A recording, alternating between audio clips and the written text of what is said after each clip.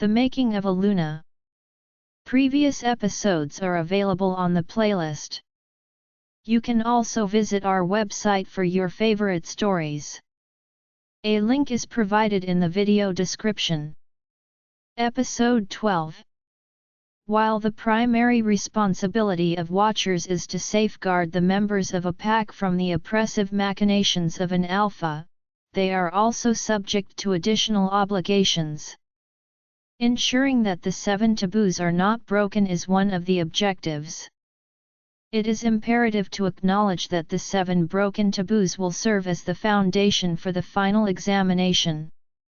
Therefore, it is essential to undertake meticulous study to ensure comprehensive comprehension of these concepts. Additionally, by the following Monday, please research at least one of the remaining 6 cases in which taboos have been transgressed, excluding the one previously discussed. It is imperative that your report contain a minimum of 2,000 words. The ongoing conflict that transpired 3 decades prior must be given further consideration. The following assertion is made: prior to commencing the meeting with the council members to address the matter of the attacks, Theron retrieved the phone from his pocket and verified the current time. At this time, Elara would still be enrolled in courses. Assuming the accuracy of his recollection, she had previously been enrolled in a history course and was currently enrolled in a training course. He exhaled audibly, realizing that she would be unable to respond to his telephone call. She would retain possession of the phone in the classroom, a fact he took care to ensure. However, during training sessions, her ability to carry the phone with her might be compromised. The separation occurred several hours prior, yet he found himself already experiencing a sense of absence and longing for her. The question arises as to how he would manage to maintain his composure until Friday. A further inquiry would be to determine whether the diminutive woman would also experience a sense of loss in the absence of the aforementioned male. He reflected, anticipating her potential compliance. In the absence of alternative courses of action, he endeavored to communicate via message. I experience a profound sense of absence for you, my beloved betrothed. Kindly specify the desired destination for the aforementioned date. I am available this weekend. He sent the message with a smirk and returned the phone to his pocket. After a brief interval, the members of the council assumed their seats, thereby initiating the meeting. Typically, he would be the last to arrive. However, as he drove Elara to the academy, he arrived earlier at the council's office and summoned them all earlier. Your Highness, prior to commencing our discourse on the attacks, it is our profound privilege to extend our most sincere congratulations on your successful identification of a suitable partner. This sentiment was echoed by one council member, a sentiment that was swiftly and uniformly adopted by the other members of the council. Varric had previously apprised them of this fact, proudly boasting that he was the first to encounter Her Majesty in her new state. I am grateful for this opportunity. There is no need for concern, the opportunity to observe the subject in question will be afforded to all parties involved in a timely manner. It is my hope that this will resolve any concerns you may have and prevent any interference in my personal affairs. He articulated the final part with a heightened degree of severity. Varric experienced a modicum of guilt and used a cough to conceal his embarrassment. He had indeed reflected on his actions and recognized that he had committed an offense against the Queen. He inquired of himself whether Her Majesty would harbor resentment toward him. It is possible that Theron's assessment was accurate. Theron was indeed exhibiting behaviors indicative of immaturity. In the future, he should exercise greater caution. At this juncture, would it be prudent to initiate a discussion regarding the information that has been gathered, Your Highness? Varric attempted to redirect the conversation. Despite any remorse he might have felt, it was improbable that he would confess his actions in the presence of the king. Theron's nod signaled acquiescence, as he recognized the primacy of the attack at that juncture. He did not seek to elaborate further on the matter. If the attackers were not addressed, it would be impossible for him to have Elara in her proper position as queen. The council members Oren, Elias, and Jenna, the most powerful maid in the palace, were the only individuals aware of her existence. However, this was about to change, as more and more people were on the verge of discovering her secret. The assailants exhibited a pattern of boldness, having attempted to enter the country's borders on 2 separate occasions. It is pertinent to consider what factors might impede their efforts in the event of a third attempt. It is evident that the subjects are aware of the Queen's presence. In order to weaken the king, they may resort to attacking her. Given this potential threat, it would be unadvisable to risk the Queen's life. Based on the information that Elias and his team have collected thus far, as well as from Her Majesty, it is evident that the following conclusions have been drawn. Firstly, it is evident that the assailants have gained access to an individual within the organization, thereby providing them with insider information. It was evident that His Majesty would not be in attendance at the palace during the imminent attack by the hunters. We have identified specific individuals and disseminated a portion of the falsified information to them. At this juncture, the dissemination of the information remains to be observed. Consequently, the objective is to ascertain the precise origin of the leakage. Secondly, the use of witches in the attack raises further questions in light of the current challenges in maintaining effective communication with covens. This has led to difficulties in ascertaining whether some witches have been lost to their covens or have independently departed. The witches have also declined to engage in dialogue with us, citing their leader's current absence as the reason for their reticence.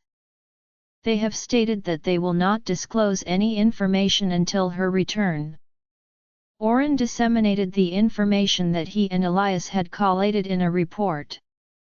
Alternatively, the subjects could possess knowledge of the attack and be collaborating with the perpetrators. It is possible that they are attempting to conceal it. They were the instigators of the 30-year war, which commenced when they transgressed the 5th taboo.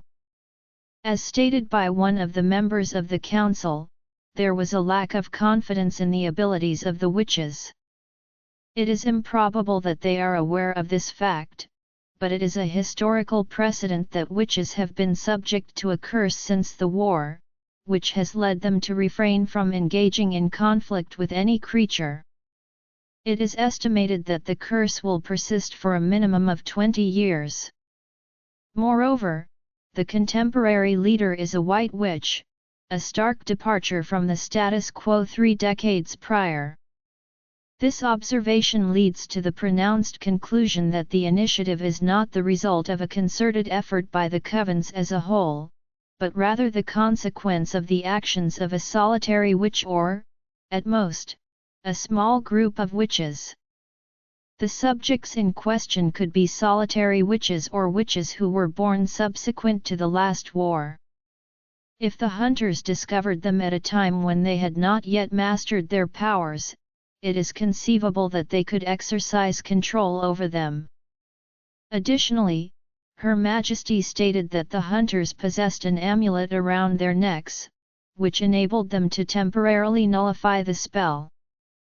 The amulet was discovered during the site's sanitation process, which involved the removal of organic materials from the forest environment. It is a crucial element in the possession of a witch, and its absence would be a significant impediment to their activities. She would never voluntarily relinquish it. The beta explained, before resuming his perusal of the report. A beeping sound is audible. Concurrently, one of the phones sounded, capturing the attention of the entire group, who were otherwise focused on the meeting. It is imperative that the phones be silenced during the meeting. It is evident that the participants were aware of the occurrence of this phenomenon. Varek was approached with a raised voice, his tone conveying a sense of discomposure. The discussion at hand was of paramount importance, and as such, it was imperative that external disturbances be avoided. A beeping sound is audible. The phone sounded again precisely as Theron was removing it from his pocket. Varek had initially intended to continue reprimanding the council members, however, he refrained from doing so upon observing the king retrieving his mobile device. The inquiry posed pertained to the specific date under consideration. The message on Theron's phone conveyed the following information: the subject in question was never informed of the possibility of being taken on a date. The second message was received, eliciting a bright smile from Theron as he envisioned Elara's flustered countenance. The date you specified during the social gathering, naturally. Your hard-earned date. In response, the author expressed contentment, conjuring up an image of an even more astonished countenance. It is possible that she will refer to him as shameless once more. The word, when applied to her mouth, was more of a compliment than an insult. He was so engrossed in the messages he was exchanging with the diminutive woman that he did not concern himself with his surroundings. Should he do so, he would perceive 13 countenances that conveyed a profound sense of astonishment at the slight smile that graced his visage. Elara was unaware that she had become the most esteemed werewolf woman in their collective consciousness. This was not solely due to her role as queen, but also because of her remarkable ability to domesticate the formidable werewolf. The following is a list of relevant sources that will be used in this study. As Theron maintained physical contact with Elara, interlacing their hands during their social engagement, and even when they were obliged to temporarily disengage, he promptly sought her hand to re-establish the connection. Consequently, Elara's sense of embarrassment increased with each occurrence. The subject was unable to endure the situation any longer, and thus, the cinema room was the venue of last resort. The proposal was made that an alternative to the current hand-holding practice be considered. Specifically, it was suggested that a less intimate form of physical contact be adopted, characterized by a gesture of minimal contact between the hands, or, as it was colloquially referred to, just lightly touching. She inquired, her countenance exhibiting a reddish hue. The inquiry posed pertains to the underlying reasons behind the subject's apparent reticence or hesitancy in expressing themselves. Theron inquired with a smile, but observed the diminutive woman exhibiting a slight expression of displeasure. Consequently, he promptly elucidated his perspective. There is no obligation to do so, there is no one observing. Is this a satisfactory arrangement? I would appreciate the opportunity to hold it. However, there are individuals present who are observing the proceedings. She expressed displeasure. It is evident that the absence of other individuals in the cinema room is a state of solitude, devoid of any companionship. He inquired, lacking awareness regarding the intended recipient of her remarks. It is evident that such phenomena do indeed exist. She expressed displeasure, and moved closer to him, lowering her voice to a conspiratorial tone. He promptly endorsed the act, deriving great pleasure from her spontaneous advances. "Oh, them? Don't worry. This does not cause them any distress," he immediately said, looking in the same direction as she was looking. "However, this does not imply that the situation is any less humiliating." She made her point in a concise manner. With his hand, he gently stroked her cheeks. "I am aware of your innate shyness, however, the readers have been present since the inception of this project. I can assure you that they are not in any way bothered by it. It is evident that the ability to execute this task without any repercussions is a possibility. They may even motivate me to pursue this course of action." Theron offered reassurance through a gesture of physical intimacy, planting a light kiss on her lips. It is estimated that she had been driving for a considerable amount of time, potentially exceeding 4 to 5 hours since her departure from her residence.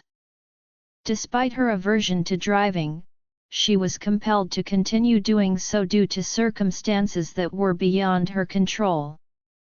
This is particularly salient given the individual's desire to maintain anonymity during the meeting. The individual in question was a person whom she disliked, yet she recognized that he was the sole individual capable of providing her with assistance at that particular juncture. As she made her way to the somber location, she was already rapidly losing all patience. This loss of patience was exacerbated by the numerous medical examinations she was required to undergo. However, as she stood before the imposing mahogany portal, her disposition underwent a complete metamorphosis. Her palms exhibited signs of nervousness, manifesting as perspiration, while concurrently experiencing a decrease in temperature, regardless of her attempts to maintain warmth through grasping. This frigid environment appeared to freeze her to her very core, yet she was unable to discern whether her slight tremble was due to the frigid atmosphere or the coldness of the voice that had summoned her inside. "What is the rationale behind your presence here?" The voice, characterized by its cold and hoarse quality, proceeded in a matter-of-fact manner. In a state of submissive posture, she had not yet mustered the courage to raise her head and face him. Notwithstanding the aesthetic appeal of his countenance, characterized by a refined, ethereal appearance, accompanied by grey eyes and platinum blonde hair, a monster lurked beneath the surface. "It is imperative that assistance be provided." She articulated her decision to come here, her words trailing off as she experienced a sense of remorse. "It would be advisable to provide assistance. It must be noted that the subject has previously provided assistance," the man in the cold stated. Despite his composure, it did not provide any solace to her. It was evident to all who had the privilege of knowing him that his calm demeanor was merely a facade, a calm that was poised to give way to a state of heightened emotional intensity. "The present moment was the designated time for your assistance, was it not? Consequently, it is pertinent to inquire about the rationale behind seeking assistance from me in this matter. It is imperative to determine whether the individual has met the terms of the agreement, as this would allow for the consideration of subsequent wishes. Or perhaps it has been decades already since the initial arrangement was made, and it has now been forgotten." He proceeded without awaiting a response to the initial inquiry. His inquiries further compounded her sense of submission, despite the absence of a monarchical title or the expectation of obedience. Moreover, their racial disparities were not a factor in his actions.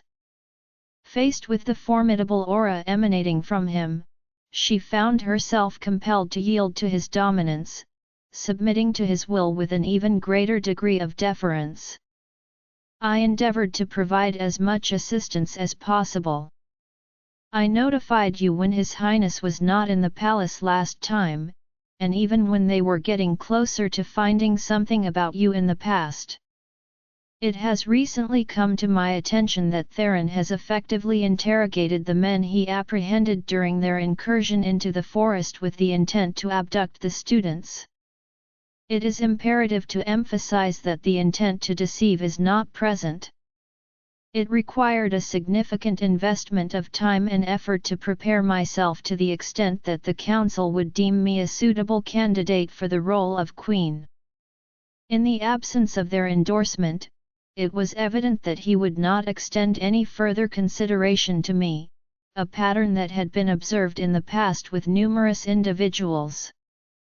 It is also important to note that had I approached him independently, I would have been immediately dismissed.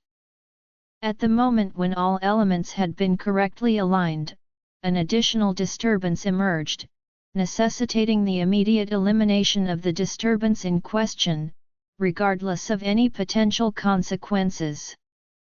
In the absence of this impediment, the outcome would undoubtedly favor me.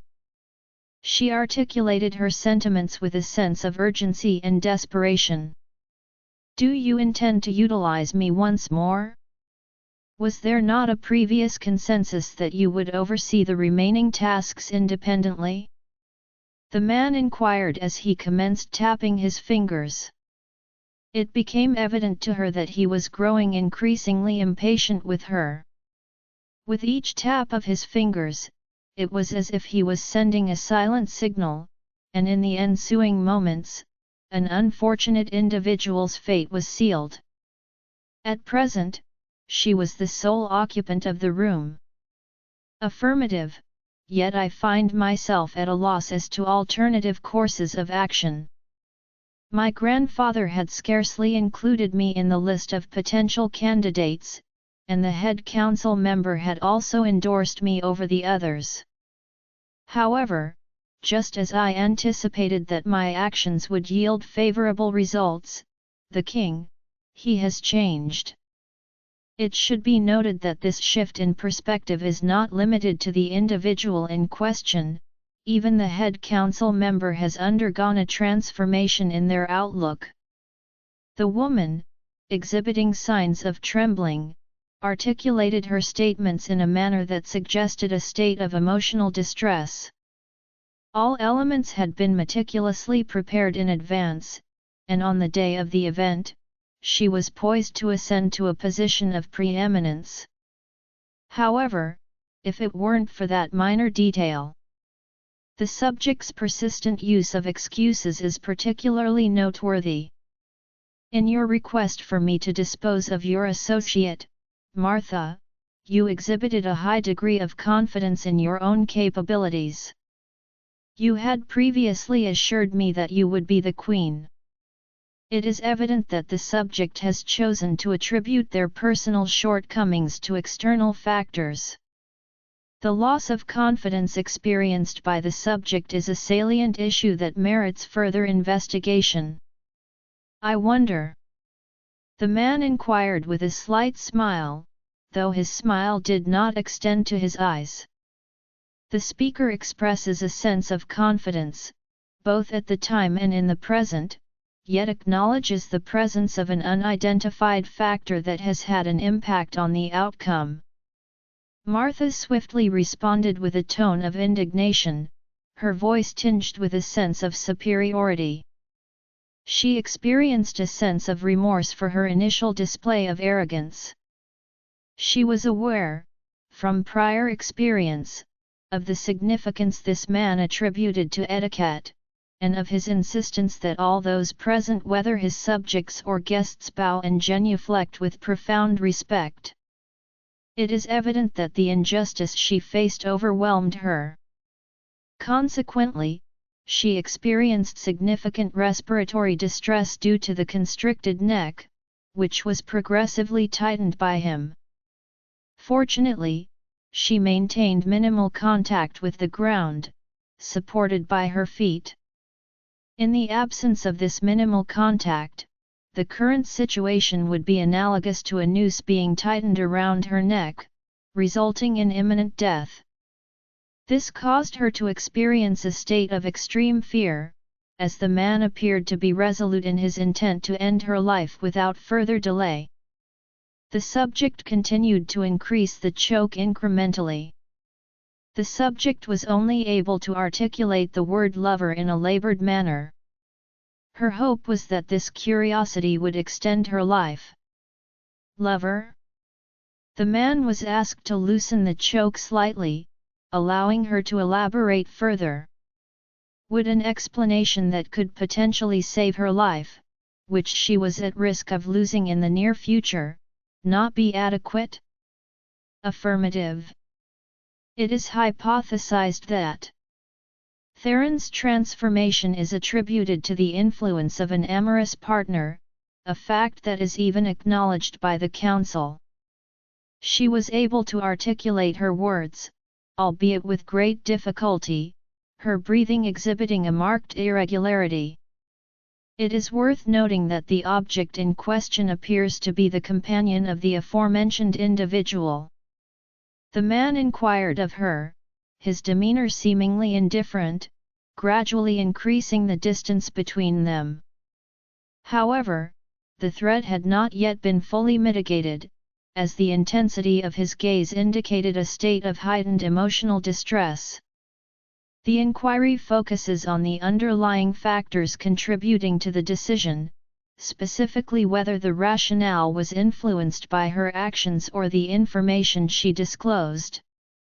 It is hypothesized that the council member would not have brought the author to the ball and still been trying to introduce them to Theron if the situation in question was as it was purported to be. It is imperative to note that any attempt to disrupt the relationship between a member of the royal family and their significant other would be met with the most severe consequences. Such actions could result in exile or even death. The mate of the king is regarded with the utmost esteem among werewolves, second only to the king himself. This distinction is attributed to her selection by the goddess. Furthermore, Theron has not yet initiated the marking process, despite the expectation that he would do so promptly upon locating his mate. She endeavored to articulate her thoughts, her voice betraying a certain raspiness as she administered a massage to her recently liberated neck. However, you previously stated that even the council has ceased to offer its support. Which of these factors is most salient? It is perplexing why he would offer assistance and then abruptly disregard the individual. The man reasoned as he returned to his throne. Previously, he had appeared to disregard her reasons, yet he had, in fact, paid heed to her words. I am unaware of the answer to that question, hence, I am seeking your assistance. The objective is to identify and remove the individual responsible for the theft. She materialized abruptly, and within a brief span of time, she had successfully influenced the king. The subject has been granted permission to enter the royal palace and the garden of the mother of the king, a privilege that was previously unheard of. Martha articulated her perspective with a sense of indignation, tempered by a discernible shift in her demeanor. The royal indoor garden? The man was asked to provide a response as he returned to tapping his fingers, an action that caused Martha significant discomfort and prompted her to offer additional details beyond what was necessary to convince him that the fault did not lie with her. Indeed, the royal garden constituted the most cherished locale within the royal palace of Theron's mother. Despite her demise, he has maintained this practice, prohibiting anyone from entering the area. However, on the day in question, she was observed seated on the grass, engrossed in a book, rather than on the designated pathway, thereby avoiding any potential harm to the vegetation. She exhibited such blatant disregard for personal property rights that she even prohibited me from touching a rose from the garden, despite my being its owner.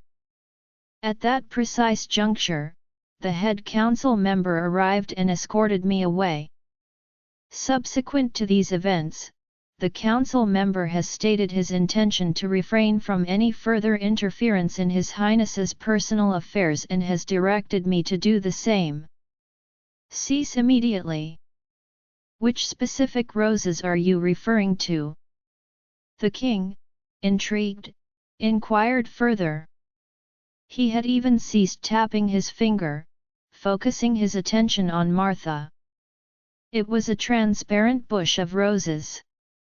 However, upon contact, one of the items exhibited a transformation into a black hue, suggesting the possibility of an enchantment had been cast upon it. Martha articulated her confusion. It is imperative to ascertain whether the other woman made contact with the object. He inquired in a hurried manner.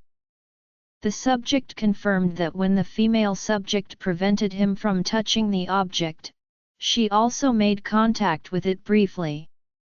The inquiry posed pertains to the chromatic transformation undergone by the entity in question. The query was posed with greater alacrity than previously demonstrated. In my estimation, the color was light blue. The underlying question that preoccupies the author is as follows. Martha endeavored to inquire further, but abruptly ceased her attempt. Upon directing his gaze toward the monarch, the subject noted a conspicuous metamorphosis in the latter's countenance, observing in transition from an ethereal and aesthetically pleasing state to one that was perilous and demonic in nature. The subject reported experiencing a severe limitation in her respiratory capacity in his presence, reminiscent of the incident in which he had previously restrained her neck. However, he remained in his position on the throne, exhibiting no indication of physical aggression. Her respiration was constrained due to the formidable aura emanating from him, an aura that precipitated a precipitous descent to the ground, induced by profound trepidation. The event will take place at the Academy on Friday evening. The temporal progression had accelerated since the return of the Alpha to the Academy, and the day had already arrived at Friday. The pack members experienced a range of emotions upon her return, from profound elation to a modicum of dismay when she revealed her continued residence at the royal palace during weekends. It was a courtesy that His Highness had extended to her, a courtesy that they wished he had kept to himself. During the weekend, the subjects spent time in each other's company, thereby strengthening their interpersonal connections. They also engaged in recreational activities, such as city outings, which served to enhance their enjoyment and strengthen their bond. Consequently, their access to her was limited to the weekdays. However, given the significant amount of time they dedicated to training and learning, they would not have sufficient time to socialize and engage in leisure activities with her. The prevailing sentiment was one of discontent, particularly among Jackson, who appeared to be the most adversely affected. She had previously explained to them that there were unavoidable circumstances that had necessitated her continued residence in the palace, and that this was also the reason for her continued presence there. However, she had not divulged a great deal of information, and her introverted personality also prevented further investigation. Upon observing her departing from the doorway, the pack members began to return to their respective rooms, exhibiting a slight sense of discontent. The prevailing sentiment was one of reluctance to engage in outdoor activities. Jackson's perception was further heightened by the recollection of the distinctive scent of a man that she had encountered upon her return. This olfactory impression was strikingly similar to the scent of the king, a sensation that Jackson was intimately acquainted with. The olfactory impression was so intertwined with her own strawberry scent that it appeared to be an amalgamation of both, rather than merely a consequence of a brief encounter in the palace. At that moment, he experienced a visceral reaction, but he had consciously chosen to conceal it. Nevertheless, this did not imply an absence of emotional pain. He was the first to perceive her, the first to recognize her aesthetic appeal. However, he was aware of her profound respect for the mating bond, and it was evident that she would never accept his emotions, despite his efforts to express them openly. He was apprehensive about disrupting the friendship they currently shared, which constituted a significant impediment to his pursuit of her affection. He experienced trepidation regarding the possibility of her rejecting him, as he believed that another individual might be a suitable partner for him. It was evident that Elara was no longer in a relationship, a conclusion that was reached based on the perception that she had returned to the academy in a timely manner. This assertion was corroborated when he inadvertently overheard a segment of a telephone conversation she had previously had with her brother. This revelation, however, was a closely guarded secret that he had never disclosed to anyone. Despite the absence of a companion, she remained unwilling to accept him, the individual who had not yet found a partner. Even if he did, and he rejected his partner for her, it would be of no consequence. It is more probable that her response would be one of disdain rather than acceptance. However, he found himself in a state of impasse. He was unable to prevail against the king, who had been without a mate for a century and was unlikely to ever find one, as perhaps his previous partner had perished before he could locate her. Elara would not have been averse to being with him. Therefore, the king was already in a more advantageous position than the subject. He exhaled as he opened the door to his bedroom, his heart aching in response to the sense of helplessness that pervaded his circumstances. Upon entering and closing the door, the image that materialized before his eyes abruptly interrupted his chain of thought, causing a state of cognitive dissonance. The subject's reaction to the unexpected presence of an unknown individual was characterized by a state of pronounced surprise, which effectively impeded the capacity for any immediate response. Could he accuse her of larceny? He reflected. It is interesting to consider what type of individual would choose to wear Lolita Gothic-style attire and position themselves comfortably in the center of the bed, chewing gum. The subject was even observed wearing headphones and appeared to be mesmerized by the auditory stimuli, singing along with it while her eyes were closed. It is conceivable that an individual may have misplaced a child and subsequently discovered the child in the room of the other individual. However, it is evident that the room was previously locked. The subject continued to observe the female subject, at which point the subject tapped the leg of the female subject with the paw, in an attempt to attract the female subject's attention. It was at this juncture that the woman opened her eyes and directed her gaze toward the door, having perceived the diminutive feline's gesture toward it. The young lady's countenance exhibited a certain displeasure upon observing Jackson's presence. Her state of perplexity was analogous to his own, as she, too, was taken aback by his presence in the room. "Who are you?" she inquired about the matter. Jackson was of the opinion that the question at hand was one that he should have been the one to pose, rather than the other party. "I am currently enrolled as a student at the academy." However, the identity of the individual in question remains ambiguous. "And why are you in my room?" He then proceeded to articulate the aforementioned sentiments back to her. Perhaps I entered the incorrect window. I recognize that my initial assessment was erroneous. She then exhibited a playful expression as she rose from the bed. The cat emitted a sigh and oscillated its head from side to side, following her towards the window. Sable has been cited as stating that Elara's room is located on the 3rd floor, in the second room on the right. The diminutive woman posed the following question to herself as she extracted the letter from her pocket.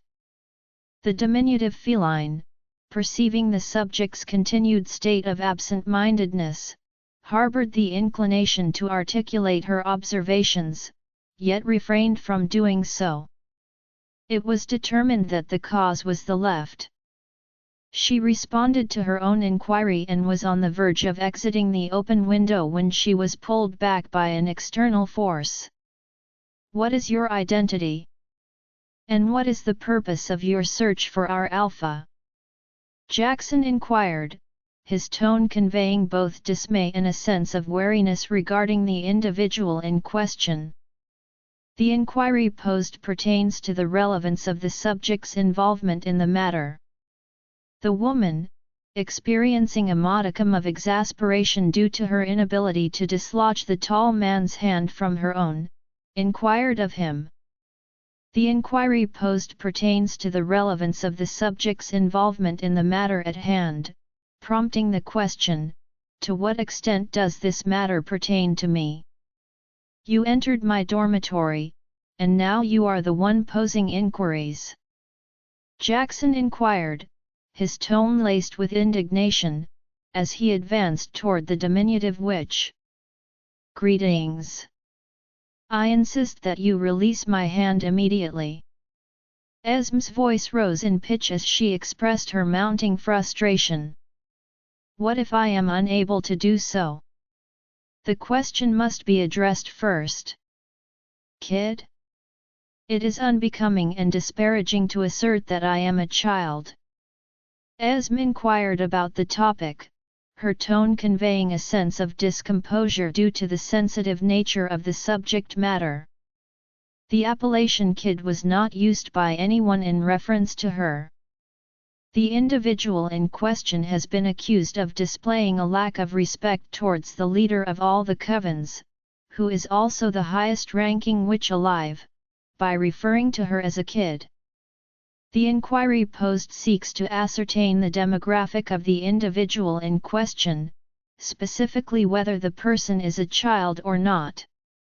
Jackson inquired, exhibiting a hint of bemusement, despite his ongoing resentment. He was unable to restrain himself. The pouting of her cheeks prompted him to act in a manner that would further exacerbate her irritation. Pay close attention, young one.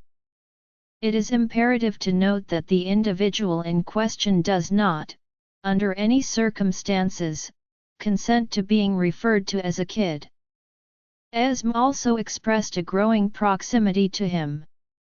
It was perceived as a regrettable circumstance that the individual's self-assured demeanor was incongruent with his aesthetic appeal and the alluring aroma of bubblegum he exuded. The following assertion is made, audite mandatum meum.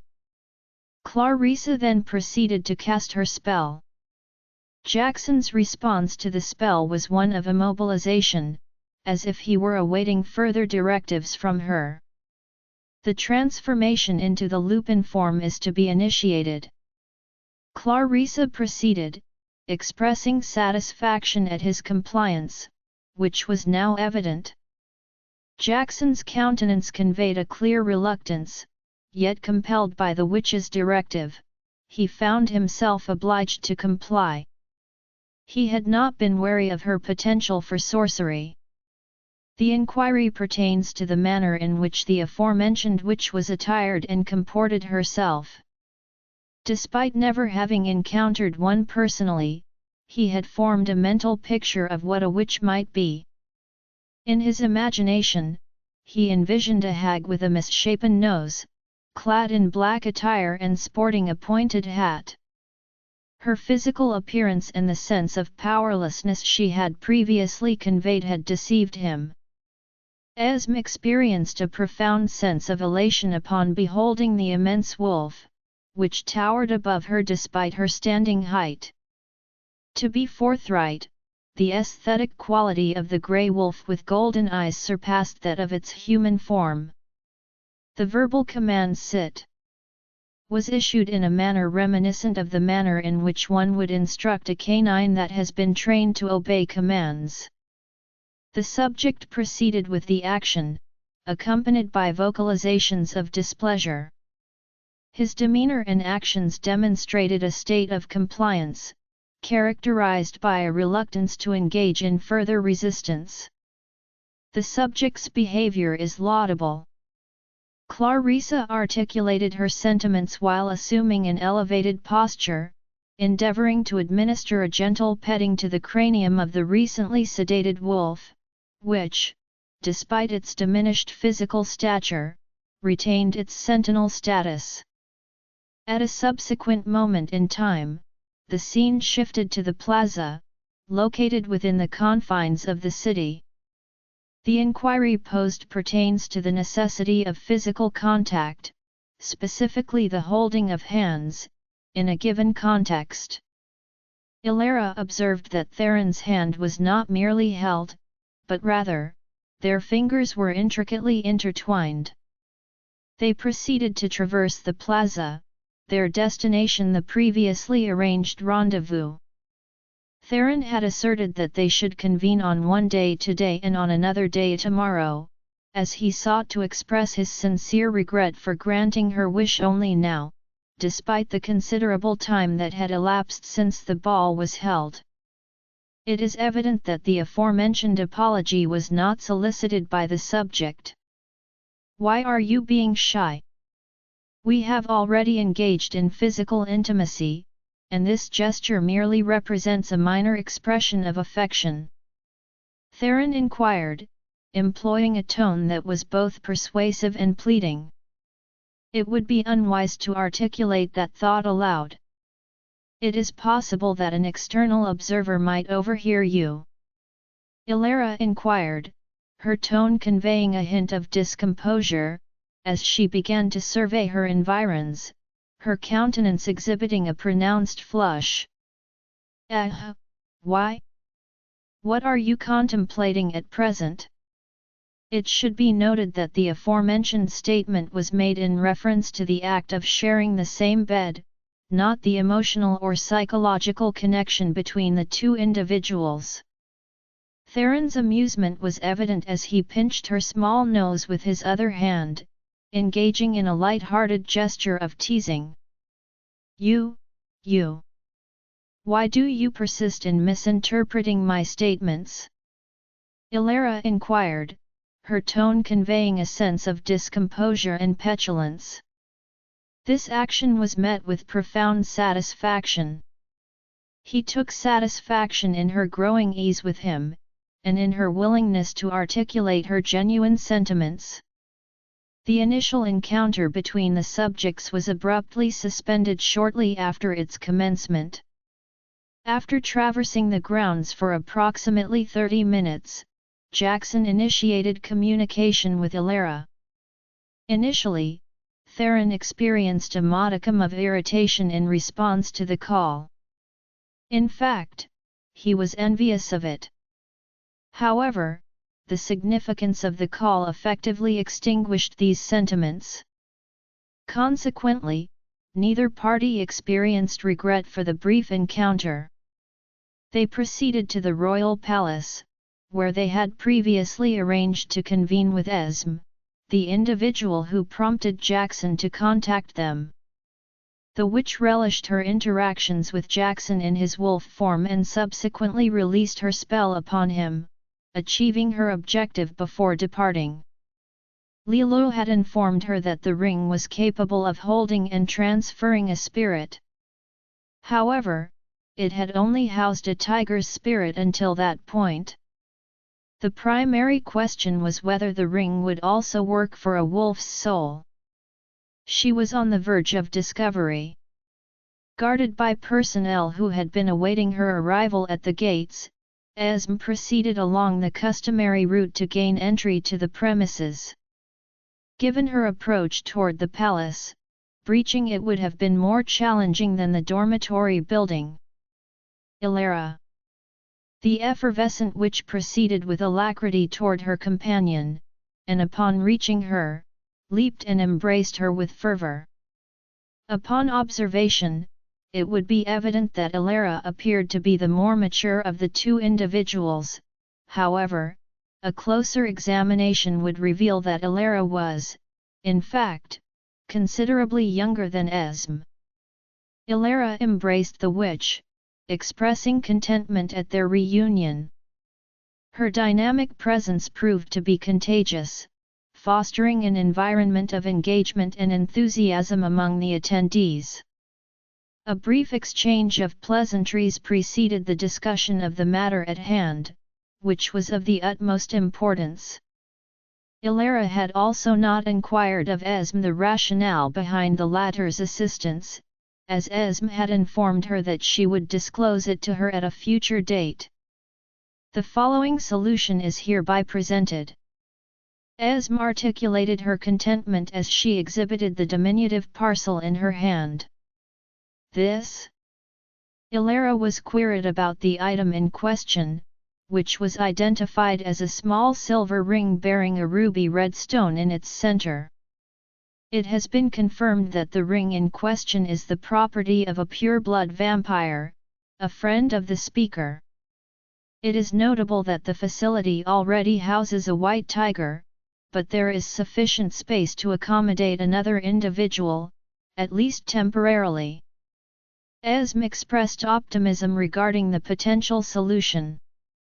However, both Theron and Elara directed their gazes toward her, expressing a perplexed lack of comprehension.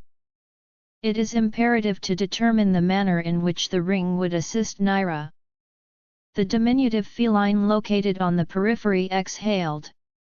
Esme was an intellectual prodigy, adept in her chosen field of study. However, she also exhibited two significant deficiencies.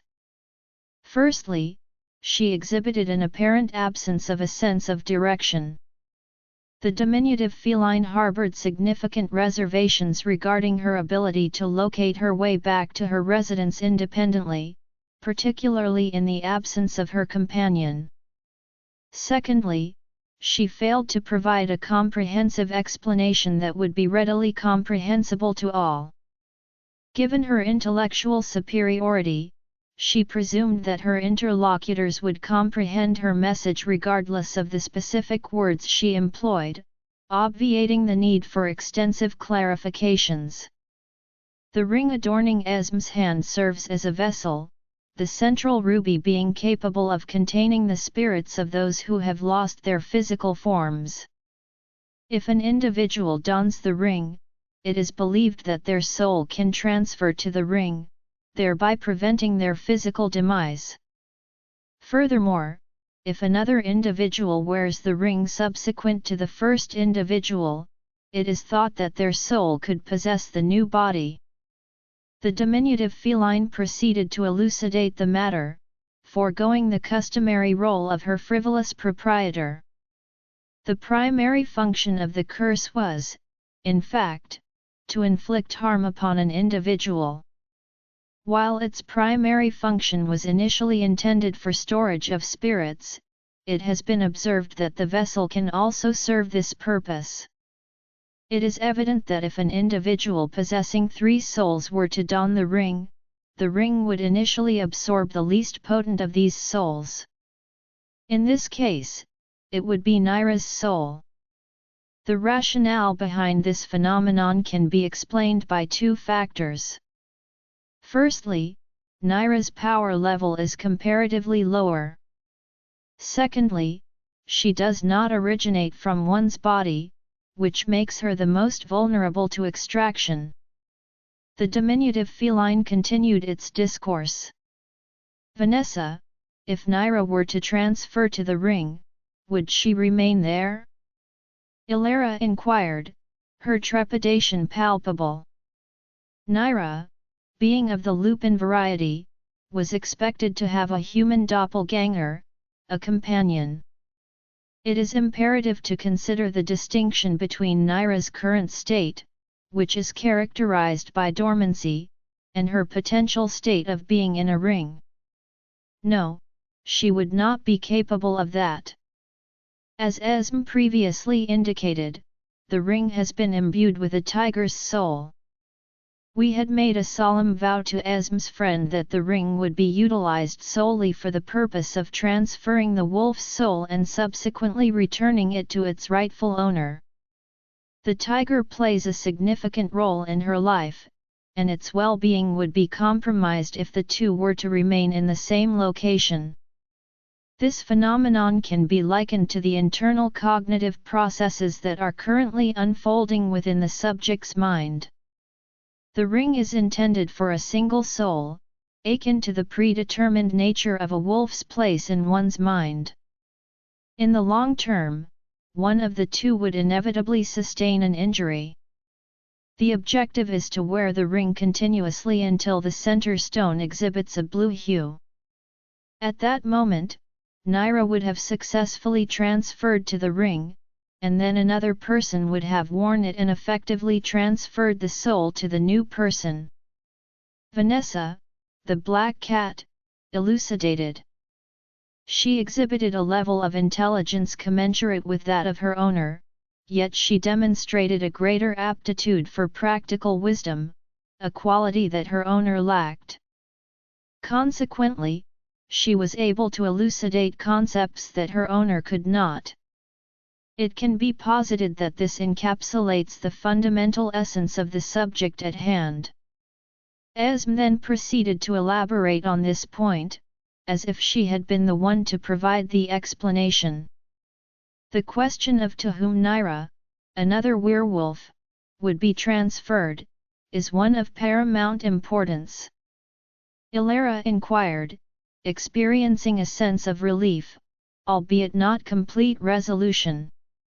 The transfer of the most significant wolf to another werewolf is not a simple matter. It is a process that requires mutual consent between the two werewolves. It is evident that repeating the action would result in the reoccurrence of the same problem. This is due to the fact that, should such an action be taken, it would cause harm to one of the wolves. The individual responsible for providing a suitable environment for Naira must possess the capacity to house a wolf, while being devoid of such a creature. It is evident that only a hybrid could possess such a remarkable quality. Vanessa elaborated on this point. To be more specific, are you implying that a being is born from a human and a werewolf? However, I am not aware of any hybrids in this regard. There are none in the kingdom. Theron further elaborated, underscoring his status as the king he would recognize. Elara's apprehensions regarding the man's words were assuaged, albeit temporarily, by the cheerful disposition of the witch, who effectively ameliorated the situation. In the werewolf kingdom, the presence of such a phenomenon has not been observed. However, the assertion that it should result in a hybrid creature of werewolf and human characteristics has never been made. It has been posited that the phenomenon may also result from a cross between a werewolf and a witch. The inquiry posed sought to ascertain the existence of a particular individual. Theron inquired, expressing curiosity and a sense of intrigue. This revelation constituted previously unknown information to him. The response was affirmative, and the individual identified themselves as yours truly. Esm articulated her sentiments with a note of cheerfulness, making a self-referential gesture. You? Elara and Theron inquired simultaneously, their expressions conveying a sense of astonishment. The subject in question confirmed the occurrence of events in the following manner. subsequent to the demise of his father's companion, he encountered his mother, who, being of the witchcraft tradition, subsequently gave rise to the creation of the aforementioned beautiful witch. Esme experienced a sense of self-appreciation and self-pride. It is posited that Esme should have the capacity to envision Naira in her mind. Vanessa further noted that the veracity of the witch's utterances was questionable. Esme's youthful countenance and effervescent disposition contributed to the prevailing sentiment, though her sense of pride also played a role. However, if she is indeed a hybrid, how does this explain her formidable power as a witch? She is the leader of the covens. It has been posited that, in consideration of the subject's composite genetic heritage, a reduction in her power level by half would be a rational course of action. Theron inquired, exhibiting a modicum of skepticism regarding this assertion. Indeed, he was acquainted with the witch, and he was cognizant of the fact that Esme had recently ascended to the role of leader of the covens, a position she was entitled to based on her power alone. However, her inclination towards research precluded her from assuming a leadership role, as it would have necessitated a significant diversion of her time, which she allocated to the creation of potions.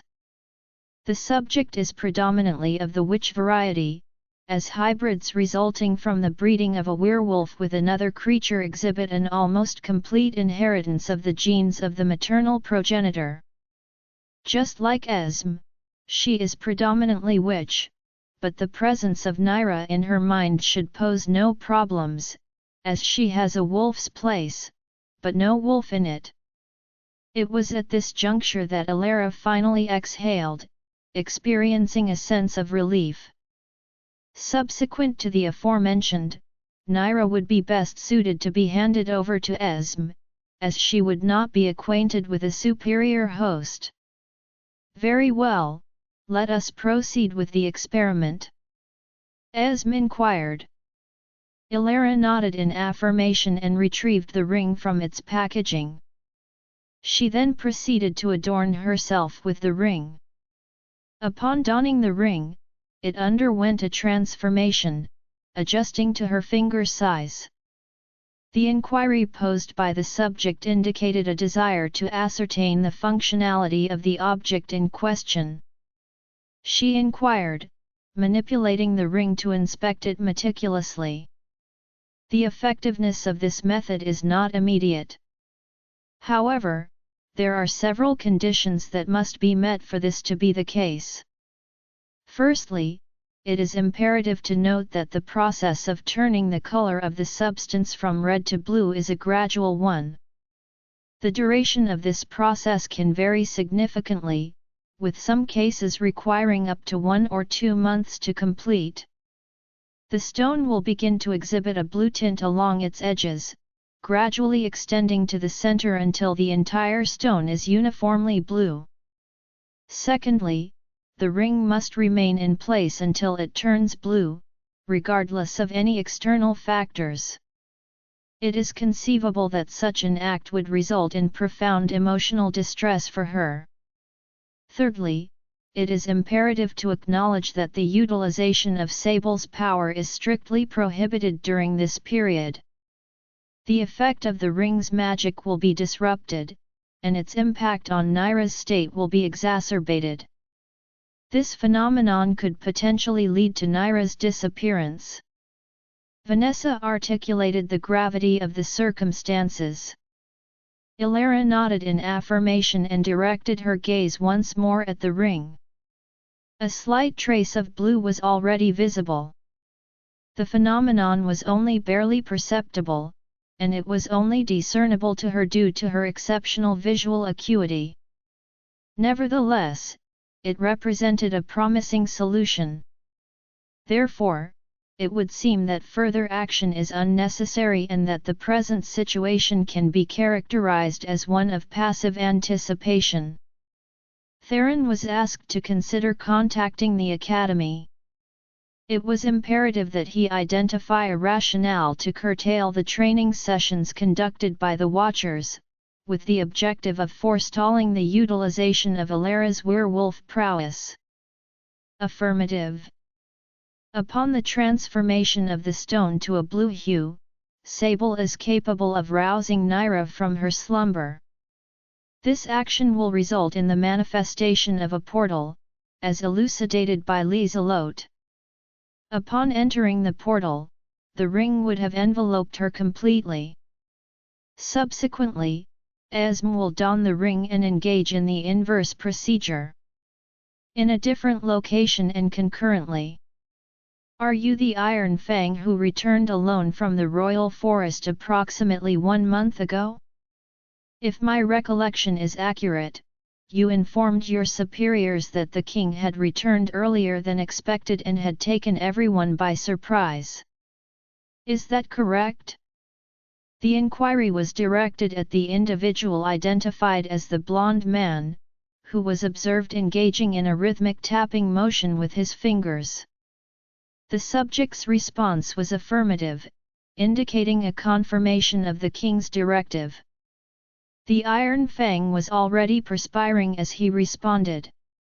He experienced trepidation due to the fact that he had been summoned, which he interpreted as a sign that his deception had successfully misled his superiors. Having narrowly survived the intense hostility exhibited by the young woman, he had kept the truth concealed until that moment. It is difficult to accept the notion that the entire group of hunters was decimated by a solitary werewolf woman. The veracity of his claims was met with skepticism. This is further compounded by the fact that she had been shot with a high-velocity, armor-piercing bullet designed to penetrate the toughest of materials. These bullets had been the result of many years of research, during which their lethality had been doubled. It is possible that he would have been killed by this man for merely disclosing the unsuccessful research outcome, he speculated. Fortunately, at that time, scouts posted outside had seen Theron's car enter the royal palace shortly after the attack, and the other hunters had mistaken him as the responsible party. It is evident that he did not refute their assertions, rather, he corroborated their beliefs. Had he been aware that he would be summoned by this individual in the future, he would have refrained from uttering a falsehood. At this juncture, he was compelled to adhere to his original account. In the event that the aforementioned individual were to become aware of the falsehood in his statements, his demise would be imminent. The inquiry posed sought to ascertain the rationale behind the perception that the collective entity in question had been eradicated by a solitary female werewolf. The man inquired in a composed manner. That is not. The Iron Fang exhibited signs of trembling and attempted to formulate a response. As posited by the ancient Greeks, say another lie and you will lose your head. The king apprised him of this fact. The subject's disposition was not conducive to the infliction, and his patience would likely preclude such an act. It was more probable that he would kill the subject swiftly. Given the circumstances, particularly the awareness of the king regarding the truth of the matter, he was compelled to recount the sequence of events that had transpired on that day. The following is a list of key elements that must be included in any discussion of this subject. The king found the woman to be quite intriguing. This outcome aligns with the anticipated characteristics of the werewolf king's mate. It is evident that the elderly woman in the celestial realm exhibited a preference for the monarch of the werewolves. His consort was meticulously crafted to suit his needs. His animosity towards her was profound. To what extent was she biased? Initially, he believed that she had forsaken the king, leaving him without a consort, due to their shared history. 100 years had elapsed, and Theron remained without a companion. Could this have been a deliberate choice, a means of ensuring that his partner was of an even higher caliber? It is imperative to ascertain whether the selection of the Queen of the Werewolves was executed with meticulous precision to ensure its impeccable quality. However, the rationale behind Theron's delay in disclosing her identity remains a subject of inquiry. The rationale behind his decision to abstain from marking her remains unclear. If Theron had indeed done so, Martha would have been aware of it. The subject in question inquired as to whether the other party had previously stated that they would not take the life of the subject. The Iron Fang expressed the possibility that these were his final utterances. These constituted the final utterances of the decedent, who succumbed to a state of profound unresponsiveness, resulting in a substantial effusion of blood. I asserted that you would not forfeit your head. Whoever said I will not kill you? The king, having been distracted by the sudden appearance of the deceased, responded to the interruption in his thoughts with a look of displeasure. I am hopeful that you will not have any unfortunate news for me, as was the case for this gentleman here, doctor?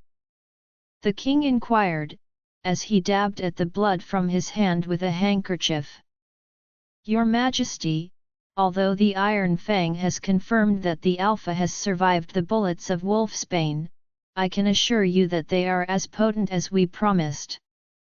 The captured werewolves corroborated this claim. Not even the most resilient of the hunters were able to survive after being shot with 2 bullets laced with Wolfsbane. The sole rational explanation for her survival is her rank. It is possible that she is more closely aligned with the second rank. This is the first instance in which we have encountered a werewolf with such formidable capabilities. The physician elucidated the matter. In contrast to his previous incarnation, he exhibited a heightened degree of composure. He had never been untruthful with this individual, and this individual still required his services. I am in agreement with you on this point, Doctor.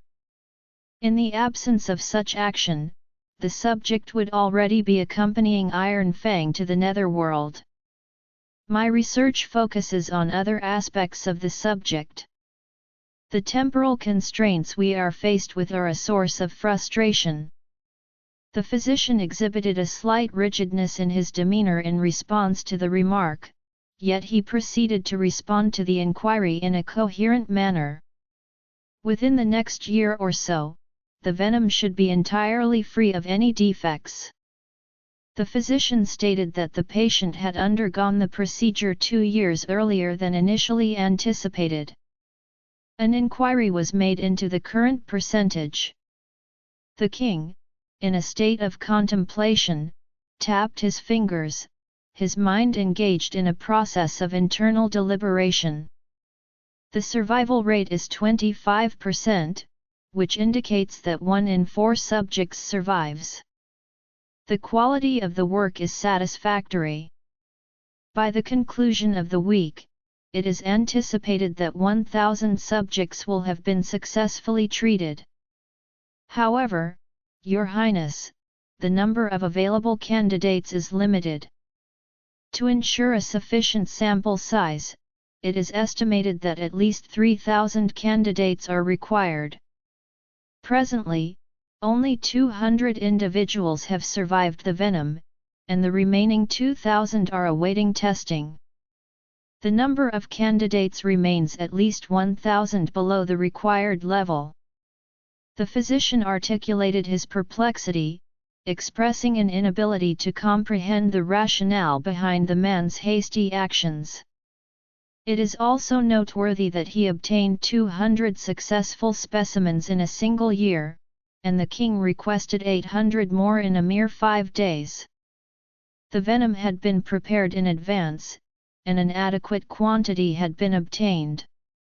However, the question remained as to the number of individuals who would be required to be sacrificed. Doctor, you will not lack specimens. It is advisable to initiate the process with the resources already at one's disposal. Lucian, please gather the materials required by the doctor.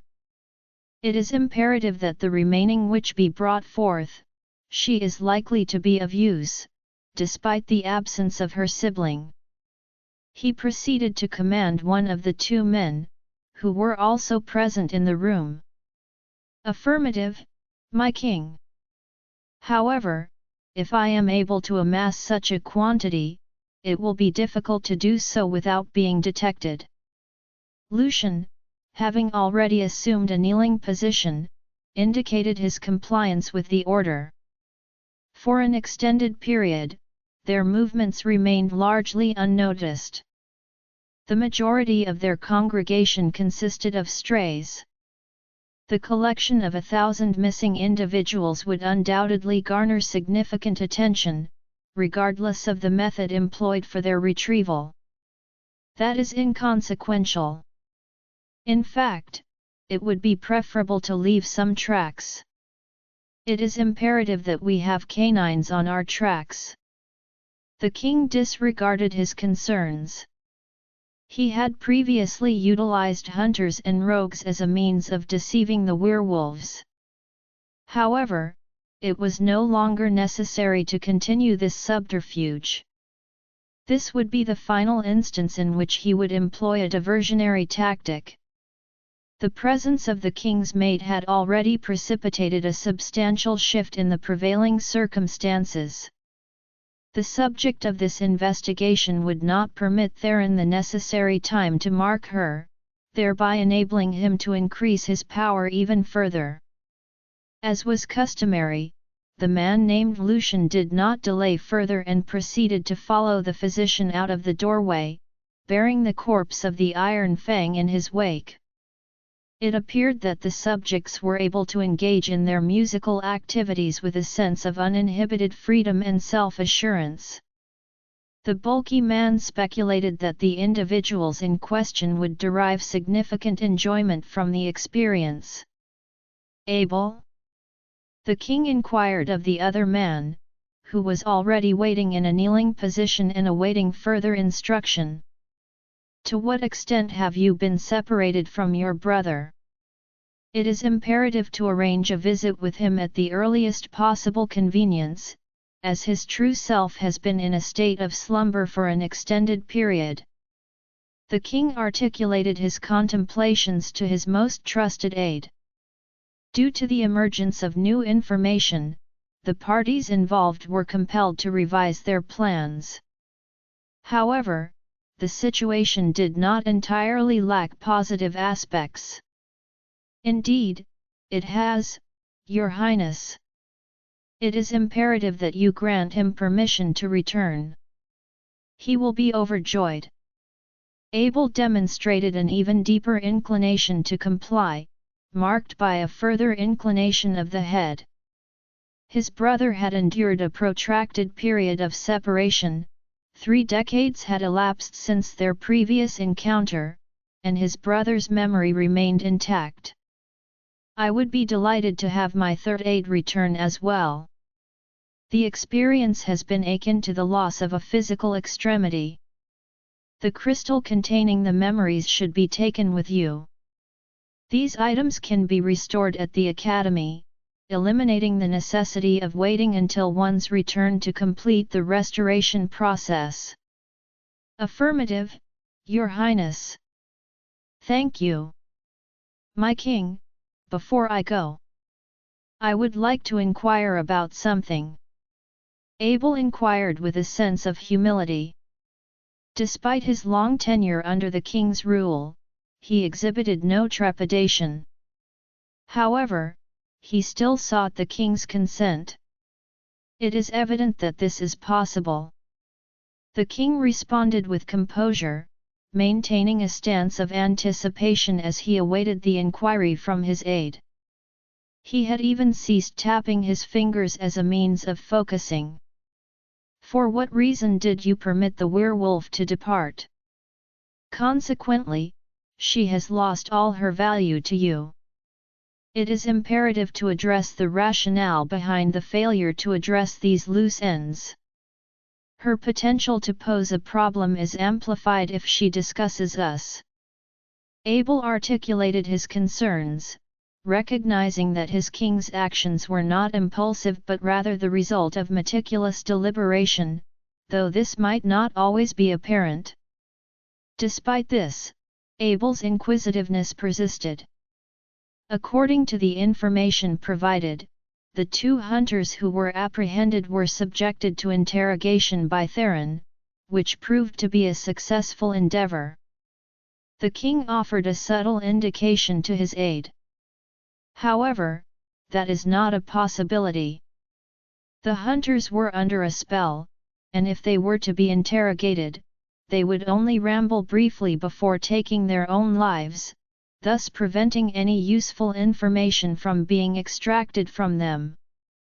Abel articulated his bewilderment, articulately articulating that this constituted a primary rationale behind their initial indifference to the apprehended hunters and their failure to neutralize them. Precisely. It appears that Theron continues to maintain the unwavering allegiance of his council. The king's countenance exhibited a cold and inscrutable expression. Consequently, she was deceived by her own grandfather? Was she informed of false information? Abel arrived at this conclusion through a process of deduction. It is possible that this is not precisely accurate. It is evident that the perpetrators of the attack were cognizant of the fact that there were individuals with insider knowledge of the operation.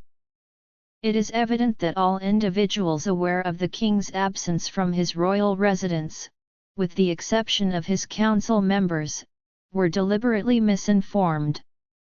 The determination of the informant would be most likely facilitated by any information that had been disseminated externally from a single individual. This regulation is applicable even to the immediate relatives of council members. Martha has not successfully completed the test designed to assess her understanding of the material. It is not necessary for us to take any action, as her grandfather is already responsible for her well-being. It should be noted that she possesses limited knowledge regarding our origins. This has been the case since the beginning. It is evident that she harbored the conviction that my primary need was for an ally on the werewolf throne, devoid of any ulterior motives. It is evident that the individual in question exhibits a notable lack of intelligence. In fact, the information she provided over the years was sufficient to constitute payment for the favor I performed in the past. The king expressed amusement. Nevertheless, by what means would they ascertain that she informed us of this information? We have magical barriers surrounding us, and she did not possess a single spell that could be traced by them. It is difficult to ascertain the truth of this matter. The necessity of verifying the aforementioned details was not a primary concern. If one's curiosity has been sufficiently satiated, the next step is to commence preparations. It is anticipated that by the conclusion of the present week, an encounter with one's sibling will transpire. Abel nodded in affirmation and rose to his feet, his intention to rouse his men. Abel. The king intervened just before the subject was about to exit the room. The latter immediately turned around, awaiting further elaboration. Upon your departure for the academy with the objective of retrieving your brother, I kindly request that you also retrieve an individual from that institution for me. What is your assessment of the situation? Do you feel strange? Theron inquired of her in a deliberate manner. That, do you? Elara attempted to articulate this sentiment, yet she found herself unable to do so in the prevailing circumstances. Theron articulated in a hushed tone, seemingly unaware of the internal conflict within her. Is it necessary for us to?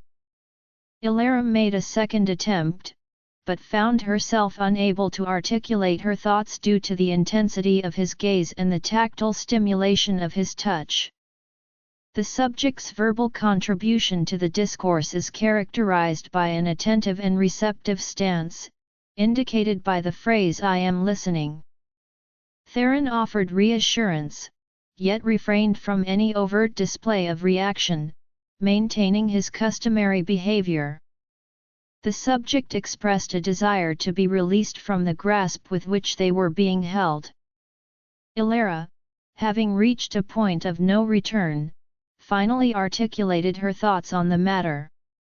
"By what means? I am only hugging you." Theron articulated his perplexity with a subdued, dulcet tone.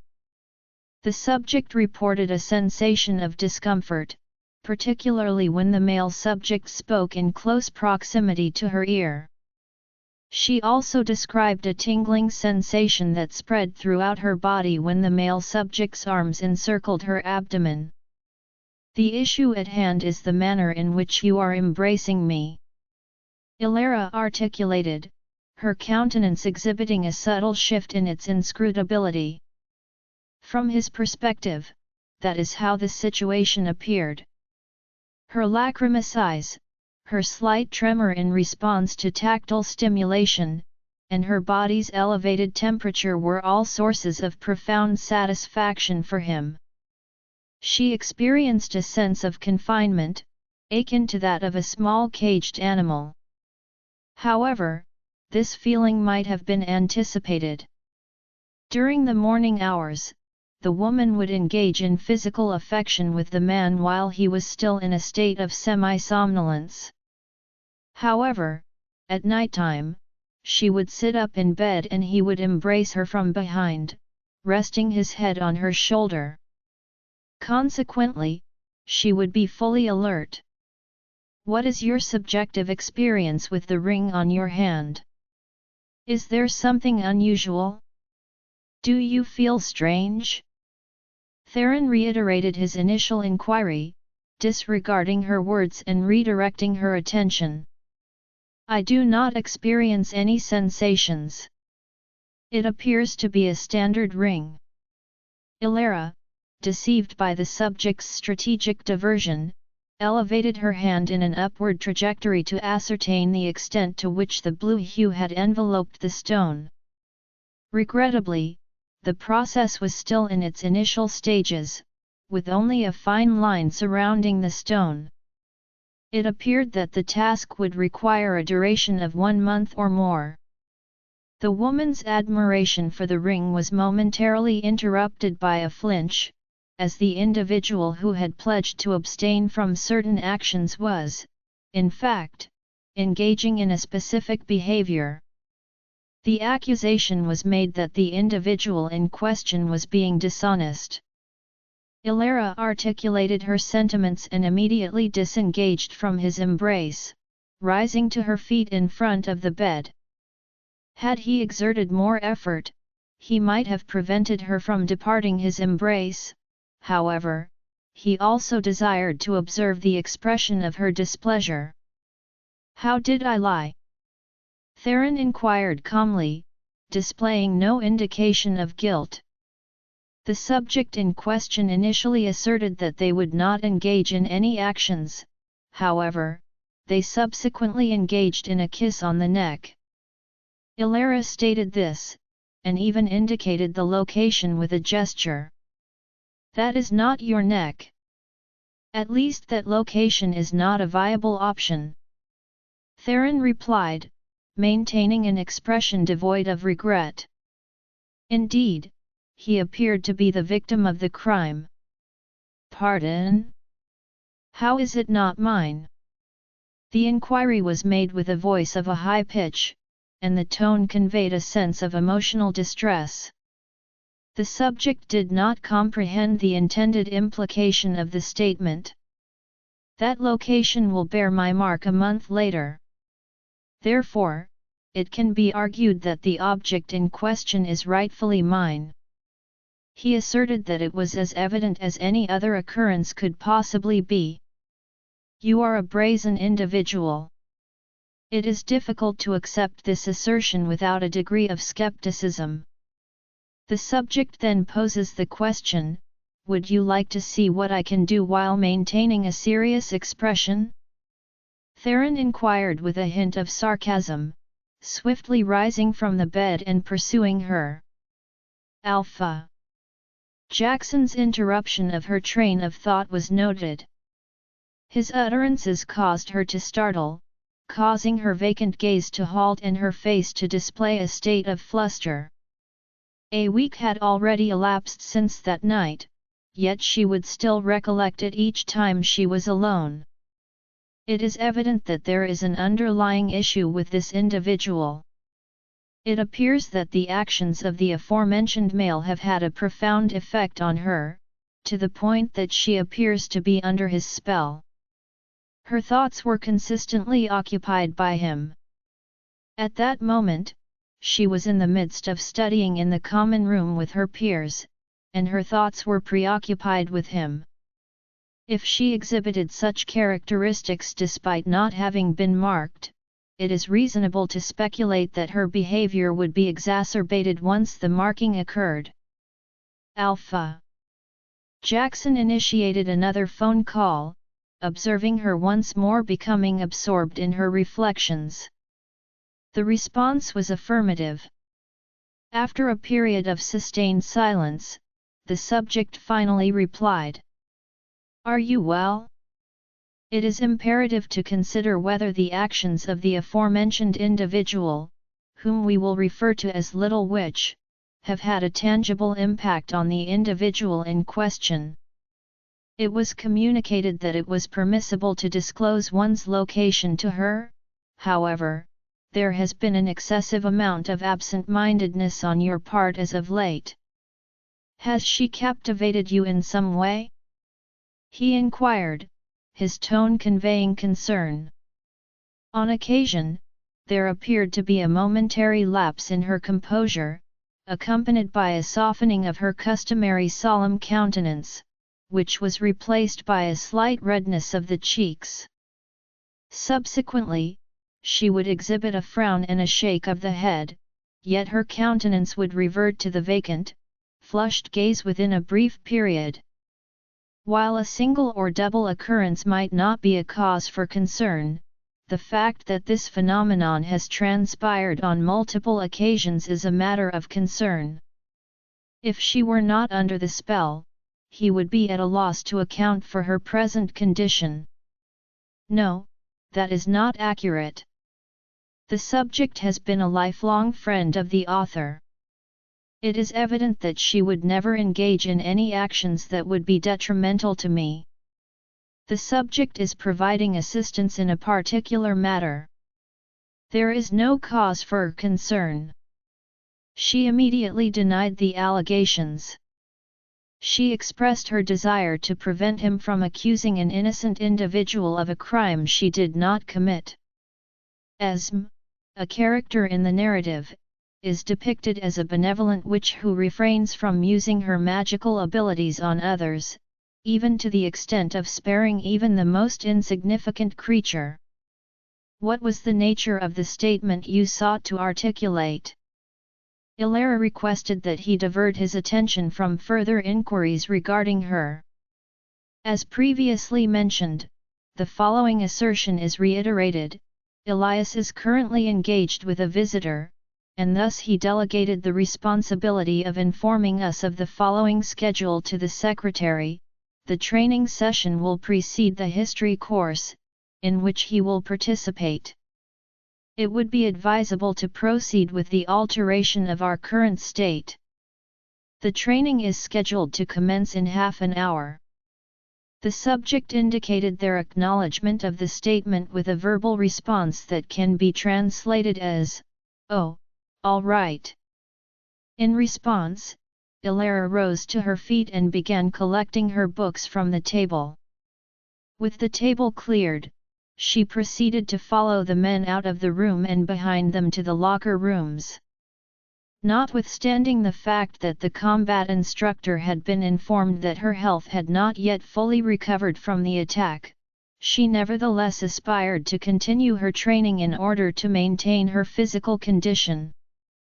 It is evident that this was not the underlying cause of her inability to train with her werewolf strength.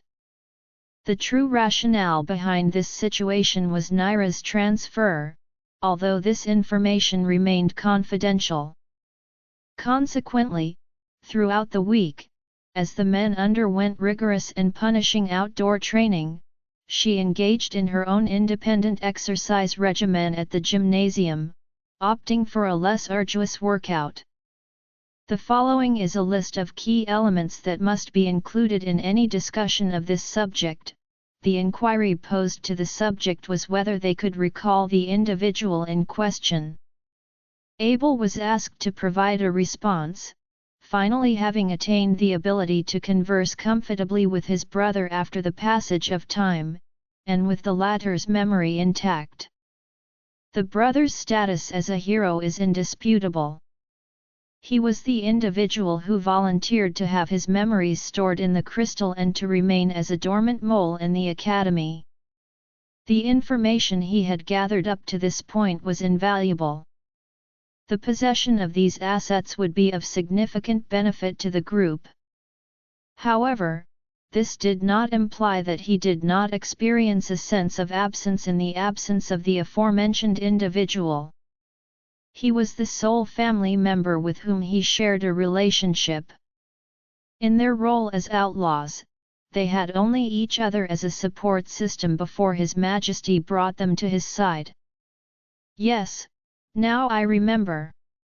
The process of recollection is complex, characterized by the interweaving of multiple memories, which can be challenging to disaggregate.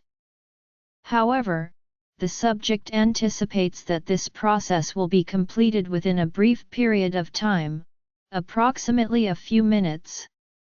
The man stated, his respiration marked by labored intensity. The subject reported experiencing a profound sense of psychological distress, characterized by a sensation of head splitting in two. This distress was precipitated by the resurgence of memories that had previously been absent. Abel, the brother, had made an approximately biennial visit, yet the subject had never been privy to the true identity of the individual in question until this moment. He had previously considered himself to be merely an individual who had provided assistance to him during the period in which he experienced a loss of memory. However, it is noteworthy that, perhaps due to the shared bloodline, he had never previously questioned the reliability of the man before him as a trustworthy individual. It was at this moment that he fully comprehended the underlying reasons for his actions. The inquiry posed pertains to the implications of the speaker's presence, suggesting a potential for subsequent departure. The man, his voice rasping with emotion, articulated his thoughts with a palpable intensity. The process of restoring his mental faculties caused him significant discomfort, yet he derived great satisfaction from being able to express his authentic self once more. Indeed, a considerable amount of time has elapsed since one's departure. His Majesty has graciously requested your presence once more. Abel replied. Excellent, excellent. The recollection of my experiences in this location evokes a profound sense of dismay. The absence of such activities, which I have come to cherish, has been a profoundly felt absence in my life. There is no cause for concern. The cages contain a selection of suitable prey, which should facilitate the pursuit of recreation. His brother provided reassurance. Then let us depart. Preserving the integrity of my recollection, I find myself contemplating the possibility of taking a life before departing from this locale. Abel's brother expressed amusement. Following his reversion to his original personality, the subject's behavior indicated a transformation into a machine-like entity, devoid of any remnants of his former state of amnesia. His countenance exhibited no discernible traces of his previous self, suggesting a complete dissociation of memory and identity.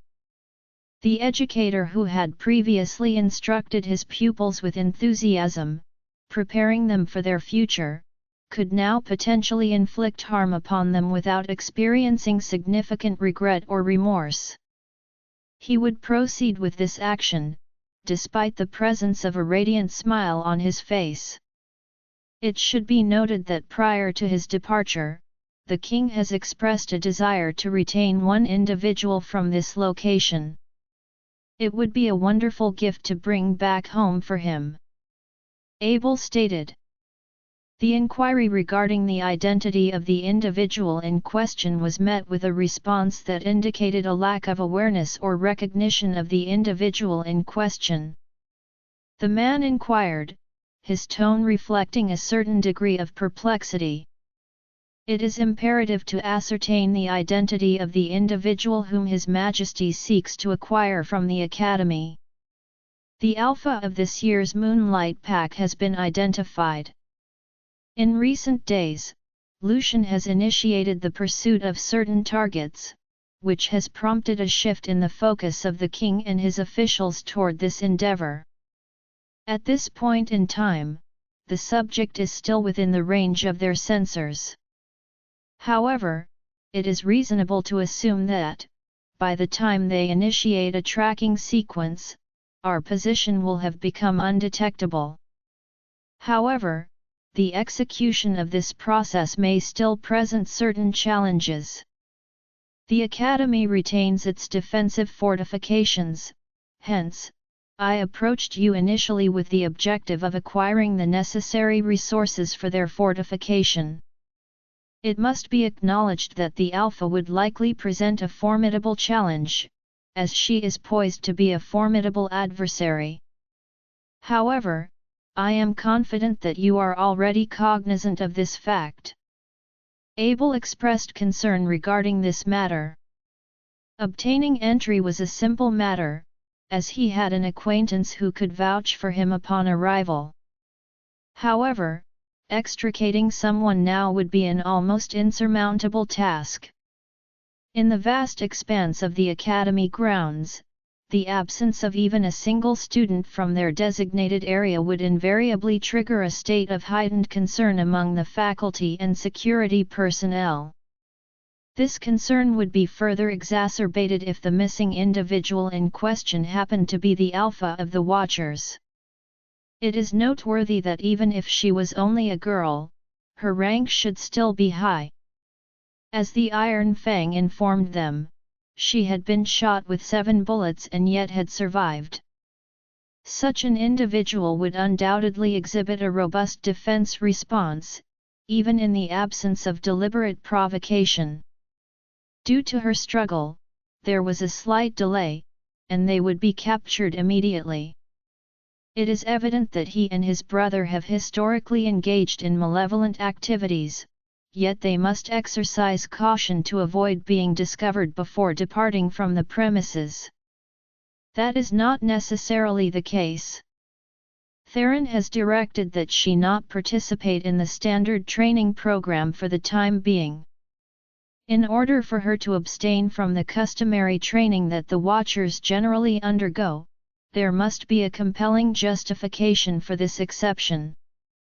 There remains the possibility that an opportunity to present the gift to His Majesty may yet arise.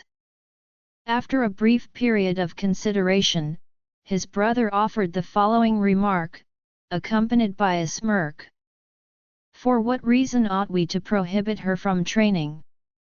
The subject's confusion persists. Abel inquired, displaying a frown, as to the rationale behind the king's directive to disrupt their customary training regimen. Moreover, he sought to understand the king's personal motivations for assuming the role of the caller. This individual appeared to possess distinctive qualities, thus explaining the monarch's desire to acquire her.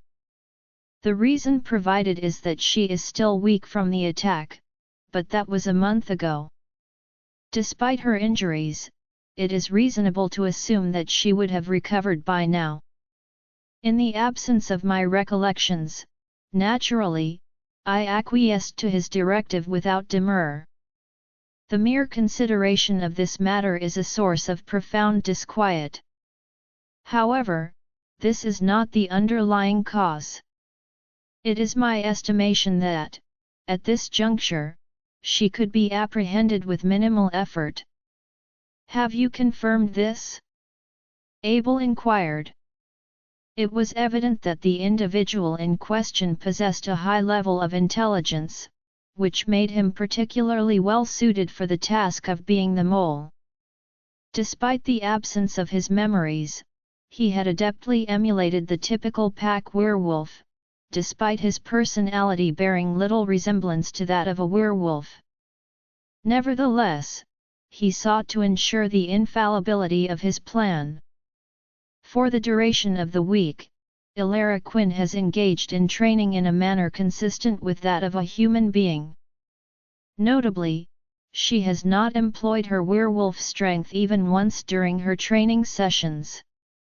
Contemplate the following notion: if you had been accustomed to performing a particular action consistently throughout your life, would it be feasible for you to abruptly cease engaging in that activity? The utilization of a werewolf's power is analogous to the act of respiration. It is a reflexive and instinctual behavior that occurs spontaneously, often without the need for deliberate intention. Therefore, it can be deduced that the use of this power is inevitable, even in the absence of deliberate intention or conscious effort. This was true even if she was still in a period of convalescence. However, she did not exhibit this behavior on a single occasion during the current week. She maintains a sense of normality consistent with that of a typical human being. It is hypothesized that an unknown factor is impeding her ability to utilize her power, a circumstance that would prove advantageous to our cause. The brother provided an analysis of the situation. Abel listened intently. As would be anticipated of his brother, he was demonstrably the most intelligent. This was the reason behind His Highness's assertion that he felt as if he had lost one of his limbs.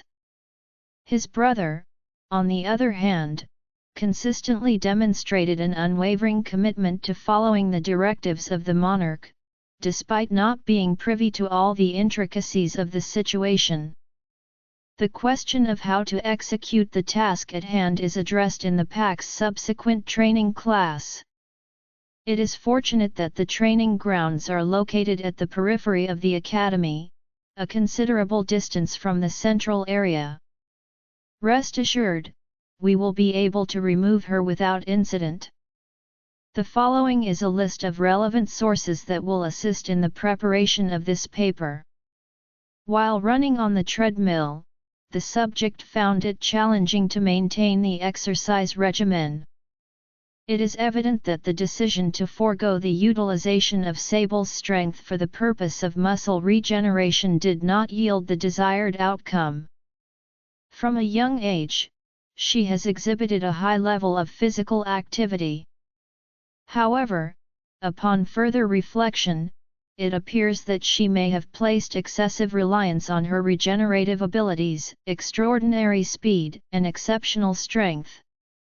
Moreover, her training regimen may have been somewhat neglected in light of the recent events that transpired during the previous month. Notwithstanding the possibility that she had not been negligent, the exercises that she had been accustomed to performing, considering her werewolf strength, had been arduous.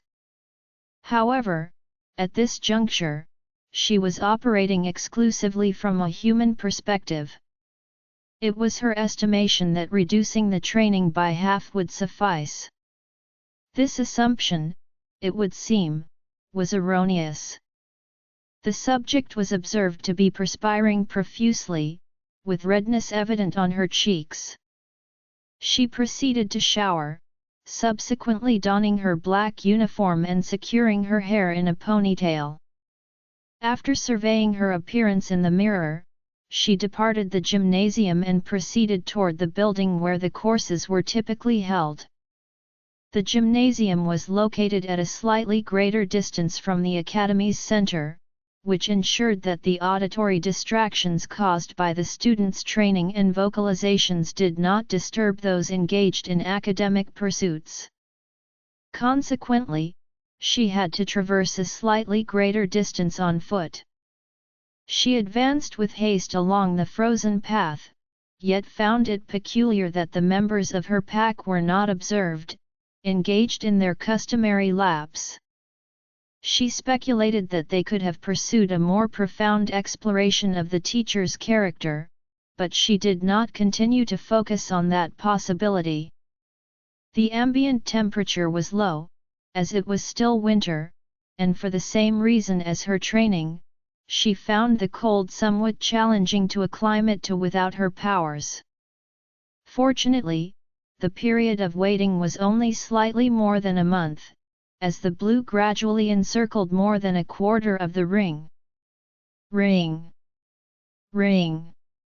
Upon perceiving the ringing sound, she retrieved her mobile device and, upon seeing Theron's phone number displayed on the caller ID, proceeded to press the answer button with a sense of elation.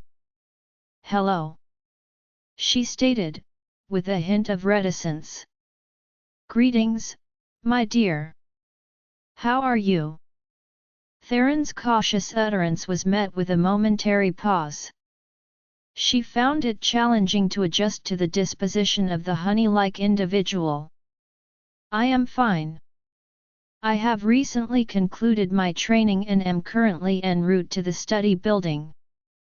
Her response was characterized by the presence of labored breathing, which manifested as a respiration marked by an increased respiratory rate and decreased lung capacity. This was evident as she traversed the distance. "For what purpose do you persist in your training?"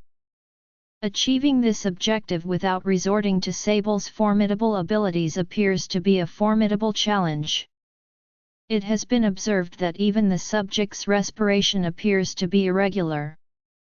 He reprimanded her with a gentle tone. Despite the reprimand, his manner remained gentle. "My desire to continue training is strong, and I am only now beginning to realize the extent to which I rely on my werewolf power. It is imperative to maintain a commitment to personal training, as relying exclusively on external sources may not guarantee optimal outcomes." She elucidated, reducing her pace to mitigate the intensity of her respiration and alleviate his distress. He had intended to confine her within the palace, where she would be unable to utilize her abilities. Extensive time and effort were invested to persuade him to allow her to attend the academy. In the event that he were to once again insist that she refrain from going out, what would be the consequences? "As always, your intelligence is evident. That is precisely why I love you." Theron's affirmation was characterized by a hoarse yet refined vocal quality. She listened to his words, experiencing a profound sense of emotional distress. Upon listening to his confession, she came to the realization that she had never expressed those very words to him. She had never openly expressed her sentiments regarding him. He had previously communicated this sentiment to her on multiple occasions, and his actions had also served as a testament to this message. However, the question remains, what about her? Theron. She initiated communication with him, employing a voice that exuded determination. For reasons that were not fully apparent, she felt compelled to express the depth of his importance to her. He articulated in a subdued tone to indicate his continued attention. I also low. Elara? Elara? Theron initiated a telephone call to her, voicing his concerns in a raised voice. As she was delivering her utterance, her voice was abruptly disrupted, and she was unable to conclude her phrase. This interruption was followed by a cacophonous clamor, and subsequently, an absolute stillness ensued. This exacerbates the subject's sense of unease to a considerable extent. Elara. The individual emitting the vocalized expression elevated his pitch, his tone conveying a sense of urgency and distress.